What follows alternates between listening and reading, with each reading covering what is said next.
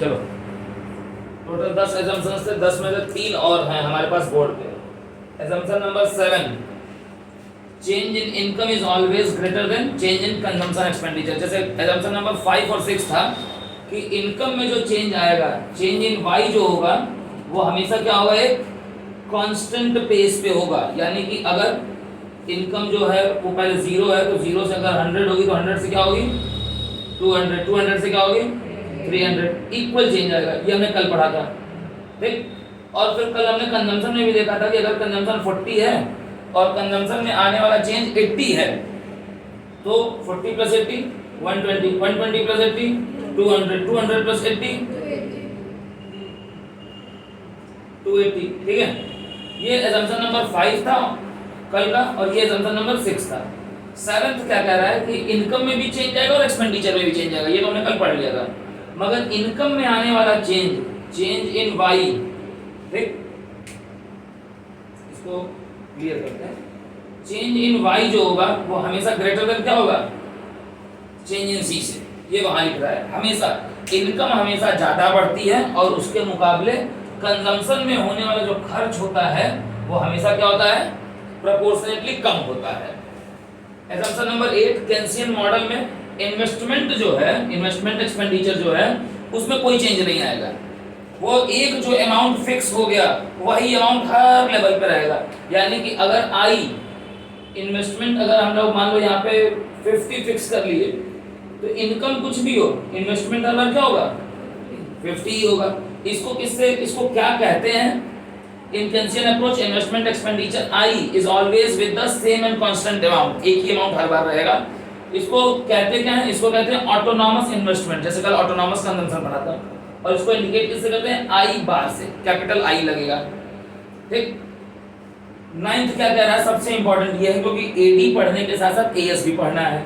9th कह रहा है कि इकोनॉमी जो होती है वो हमेशा इस कैपेसिटी में होती है कि जो भी डिमांड होगी, जो भी डिमांड होगी, जो भी एडी होगा, इकोनॉमी उस पूरी डिमांड को पूरा कर लेगी। यानी कि इकोनॉमी के पास हमेशा ये क्षमता होती है, पूरा कब होगा, कहाँ होगा, कैसे होगा वो एक अलग बात है, ठीक, वो इक्विलिब्रियम पे। मगर इकोनॉमी के पास हमेशा ये कैपेसिटी होती है ये कि जो भी तुम्हारी एडी हो उसको वो पूरा कर ले। यानी कि एडी को एएस के बराबर करने की कैपेसिटी हमेशा इकोनॉमी में होती है, क्योंकि प्रोड्यूसर के पास हमेशा ये कैपेसिटी है कि जो भी कंज्यूमर डिमांड करेगा वो पूरी कर ले। क्योंकि प्रोड्यूसर कौन बनेगा, कंज्यूमर से उठ के बन रहा है। और आखिरी जो सबसे इंपॉर्टेंट है, मतलब 9 10 दोनों ही, सारे जो कर्व हैं सबका जो स्लोप होना है वो क्या होना है, पॉजिटिव स्लोप होना है। एक को छोड़ के, इन्वेस्टमेंट की लाइन को छोड़ के, पॉजिटिव स्लोप का मतलब होता है कर्व हमेशा, जैसे अगर ये एक्स एक्सिस है, ये origin, Y axis, X axis, positive slope हमेशा क्या होता है, कहीं से भी शुरू हो, चाहे यहाँ से शुरू हो तो भी ऊपर ही जाएगा, ओरिजिन से शुरू हो ऊपर ही जाएगा, वाई एक्सिस से शुरू हो ऊपर ही जाएगा। मतलब पॉजिटिव स्लोप का मतलब स्लोप हमेशा क्या होगा, डिमांड पढ़े थे 11th में तो उसका स्लोप क्या था, निगेटिव, नीचे आता था। सप्लाई पढ़े थे उसका स्लोप क्या था, पॉजिटिव, क्लियर। तो इसमें सारे जो स्लोप होंगे वो हमेशा क्या होंगे, पॉजिटिव, यानी सब ऊपर जाएंगे, नीचे आने वाला कोई भी डायग्राम हम नहीं देखेंगे। ये कंप्लीट करोगे उसके बाद हम बातचीत करेंगे एग्रीगेट डिमांड के कंपोनेंट्स की और एक टेबल बनाएंगे बड़ा सा। देखो हमारे पास बोर्ड पे टेबल है। एडी का फॉर्मूला क्या होता है, सी प्लस आई। सी मतलब क्या होता है, कंजम्पशन एक्सपेंडिचर, ठीक है। और आई मतलब क्या है, इन्वेस्टमेंट एक्सपेंडिचर। एजम्पशन पढ़े तो उस एजम्पशन में तुम्हें अभी कुछ चीजें याद आई होंगी, अभी अभी लिखे होंगे तो कल और आज मिला के, ठीक है। इनकम में जो होगा वो एक कांस्टेंट चेंज आएगा हर बार, और कितने का आ रहा है, हाँ, चेंज इन वाई हर बार कितने का है, 100 है। यानी कि एक एजम्पशन सॉलिड फिक्स हो गया। फिर एक एजम्पशन पढ़े थे कि जीरो इनकम पर भी कुछ कंजम्पशन होता है और उसको हम किस नाम से जानते हैं, ऑटोनॉमस कंजम्पशन, यानी कि सी बार के नाम से जानते हैं। जीरो इनकम पे हम मान लेते हैं कि हमारा कंजम्पशन है 40, तो यहाँ पे सी बार कितना हुआ, 40 हुआ। ठीक। कंजम्पशन में भी चेंज आएगा, मगर कंजम्पशन में जो चेंज आएगा, कंजम्पशन में आने वाला जो चेंज होगा वो इनकम में आने वाले चेंज से कम होगा। ठीक, हम मान लेते हैं कि जो चेंज इन सी होगा वो 80 का ले लेते हैं। ठीक है, तो 40 में 80 आया, कितना हुआ? फिर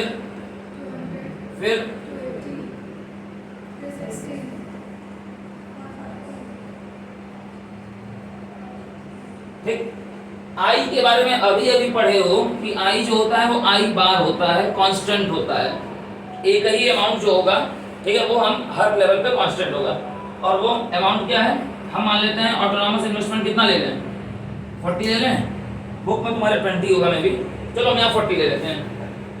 तो हर लेवल पे क्या होगा, 0 पे भी 40 होगा, 100 पे भी 40, 200 पे भी 40, 300 पे भी 40, हर जगह 40 ही 40। ठीक है, अब सी और आई मिला के क्या होता है, एडी। तो जीरो इनकम पर एडी कितनी है? जब इनकम इकोनॉमी में 0 है तो इकोनॉमी की डिमांड कितनी है, 80 रुपीज की। जब इकोनॉमी में इनकम 100 है तब एग्रीगेट डिमांड कितनी है? जब इकोनॉमी में 200 है तो ये, जब ये 300 है तो ये,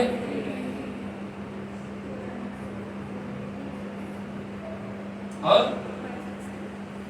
एडी के अगर पैटर्न को देखो तो एडी में हर बार आने वाला चेंज कितने का है भाई, 80 का है। इससे एक बात और अपने आप प्रूफ हो गई बिना कहे हुए कि change in AD is always equal to change in C होता है मास्टर साहब। ठीक, मैं थोड़ी कह रहा हूं, सामने दिखाई दे रहा है, जो दिख रहा है मैं उसी का ऑब्जर्वेशन लिख रहा हूं। ठीक है, अच्छा ऐसा होता क्यों है, आई बार की वजह से। इन्वेस्टमेंट में बता होगा ही नहीं, तो जो कंजम्पशन है वही डिमांड है।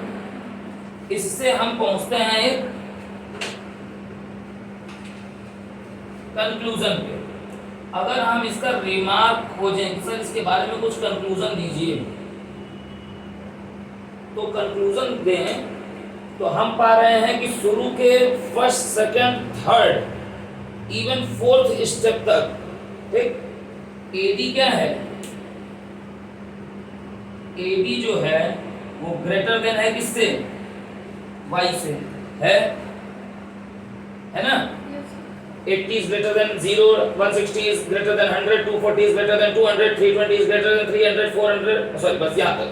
ठीक है, स्टेप नंबर ये हो गया तुम्हारा 6 और 7, ये दोनों, इसमें हम पा रहे हैं AD is less than Y।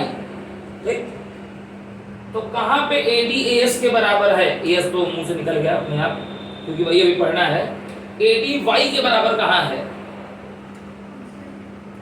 यहां पे।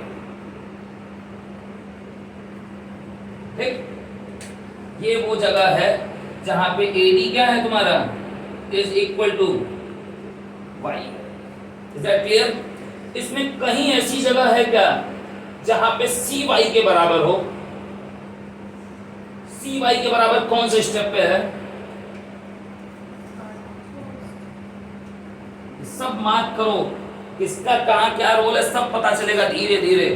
ठीक है, नोट कर लो इसको, फिर इसके बाद इसका डायग्राम तुमको बताएंगे, ये मिटाएंगे और इसका डायग्राम बताएंगे।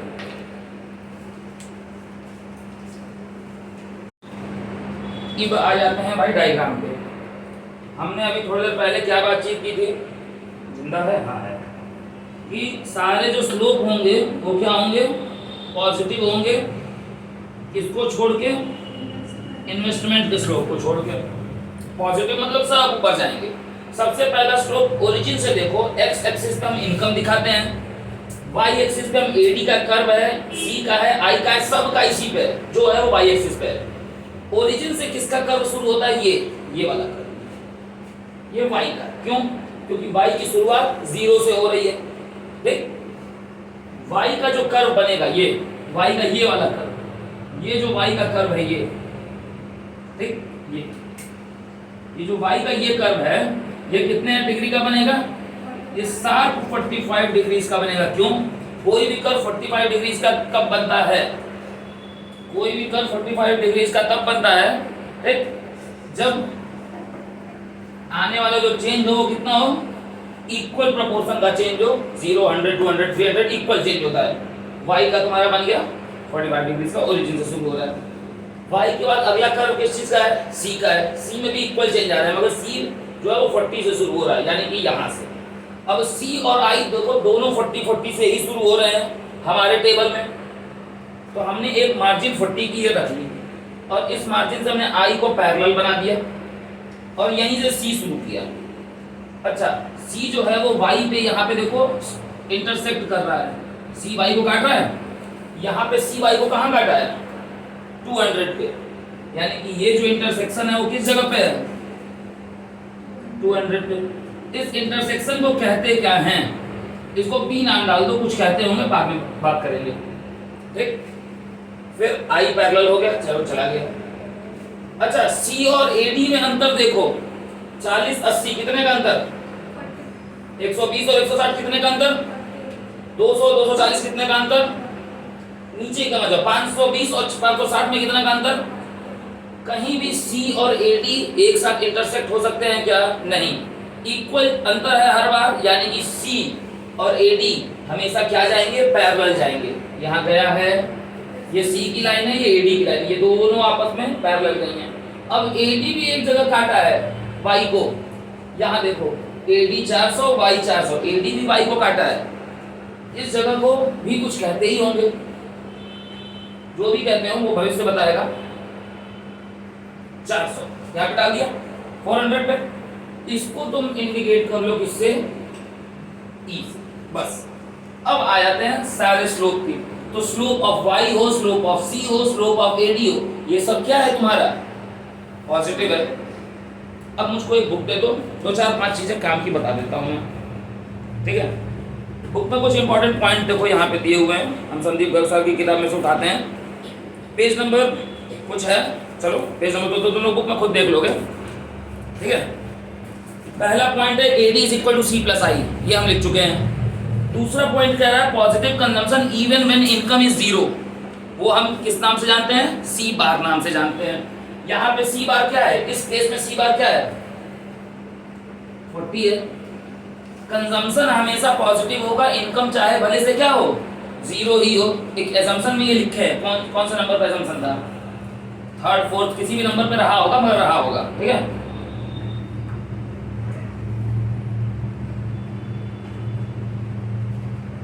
उसके बाद slope of consumption curve, third point है slope of consumption curve. Consumption curve का स्लोप उस बुक में बताएगा पॉजिटिव होता है, मैं लिखवा चुका हूं एजम्पशन में। फिर बता रहा है स्लोप ऑफ ऑटोनॉमस इन्वेस्टमेंट, वो भी मैं बता चुका हूं कि वो हमेशा पैरेलल होगा किसके, slope of I bar is parallel, ये पैरेलल का सिंबल होता है, मैथ्स में पढ़े होगे, is parallel to x axis, ठीक है।